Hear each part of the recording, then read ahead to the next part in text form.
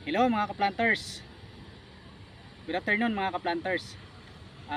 Today's video mga ka-planters, ipapakita ko sa inyo yung advantage nung tinatawag na ito, plastic mulch.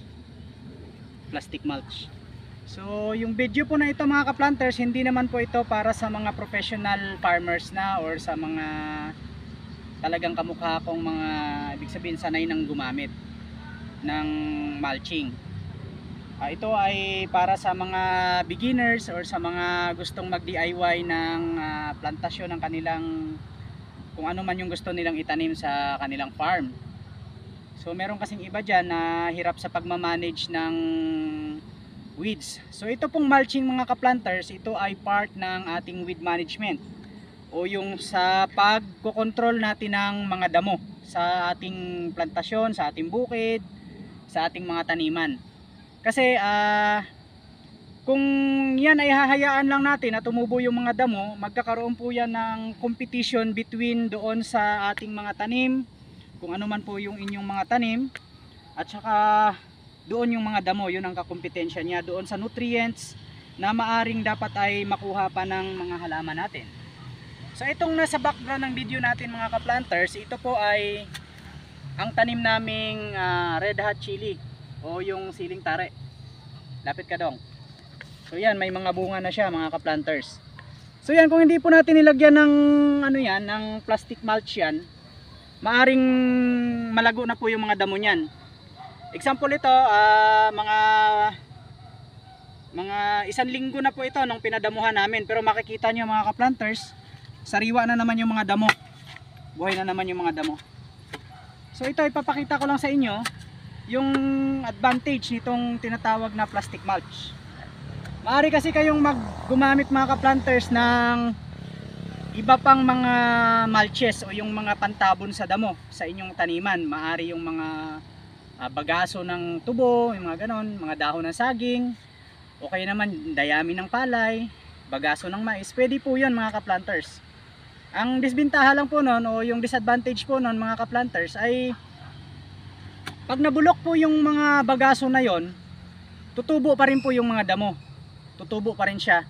At maaring mas mataba pa lalo yung mga damo kasi magiging madidecompose po yung mga organic mulches po na yon, yung mga dahon ng saging na yon. Madidecompose po yun, mabubulok yon. So yun, tutubo po ulit yung mga damo mga ka-planters. So ito, yung tinatawag natin na plastic mulch, ito siya mga ka-planters. Nabibili po ito sa mga agri-supply shop. Dalawa po yung side nito. The other side is yung medyo light ang color, yung parang silver or ganon ang kulay. Yung likod naman po ay dark or black. Black ang color. Tawag po dito plastic mulch. Meron ito kahit sa buong Pilipinas, meron itong supply. So ang size po nito, makakabili kayo ng iba't ibang size. Merong mas malaiksi dito, yung mga 2.5, 2 feet, ganun. So ito po, 5 feet po ito. 5 feet po yung lapad nito. Kaya yung aming tudling o yung aming row ay dalawa ang tanim. Dalawa ang pagkatanim kasi malapad siya, mga ka-planters. So ganito, papakita ko sa inyo kung ano ang mga advantage nitong plastic mulch. Subukan nating magbukas kung ano itsura ng damo sa loob na natabunan nitong plastic mulch. Tingnan natin kung mayroong damo na sumibol pa dito sa ilalim nito. Ayan, nakita nyo mga ka-planters. Ayan o, walang kadamo-damo maliban dito yung sa labi nito, wala yan kasi nasa labas na yan. Sige, usog pa tayo dito, tingnan pa natin dito. Yan, sige, tingnan pa natin kung anong itsura ng mga damo. Yan, ito mga ka-planters, example. Lahat po ng damo na nasa ilalim nito ay hindi na po makakatubo ng maganda. Pakita mo dong, ito kamukha niya nagdilaw na kasi kung titingnan mo yung sa ilalim nito napakadilim. So walang kakayahan yung damo, na wala na siyang kakayahan para sumagap ng sunlight para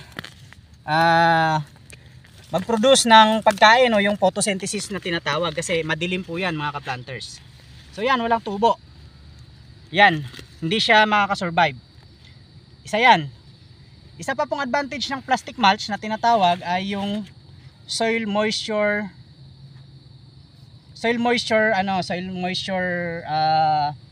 para hindi mahasen o mapabilis yung pagkatuyo ng ating taniman. So yun, kung makikita nyo mga ka-planters, 1 linggo nang lumipas pero makikita nyo ay basa pa rin yung lupa. So yun ang advantage mga ka-planters. So isa pa, itong silver na paste ng plastic mulch, it serves as a insect pest repellent o yung pangtaboy ng mga insekto, kasi lalo sa mga flying insect pest, ito ay parang nakakatakot para sa kanila sa tingin nila. So yan. So sana mga ka-planters ay nakapagbigay ako ng konting tips. Mura lang naman po ito. Kaysa magpadamo kayo ng magpapatao kayo, manual pulling, mainit magpadamo, syempre magastos, magpapatao kayo. Ito po, napakadaling pamamaraan ng weed control o yung weed management. Kaysa mag-spray naman po kayo ng herbicide, lalo po pagka yung mga non-selective herbicide, yung mga glyphosate composition po, pag natamaan po yung mga halaman nyo, maaari po itong mamatay din. So dito po, ang i-sprayhan nyo na lang kung sakasakali o ipapabunot nyo ng mga damo, yung nasa siwang na lang po, yung nasa in between hills, ganon. So yun, sana mga ka-planters nakatulong sa mga new farmers, sa mga beginners. So sana nakatulong po sa inyo mga ka-planters. Maraming salamat po sa inyo mga ka-planters. Follow at saka share lang po yung ating page.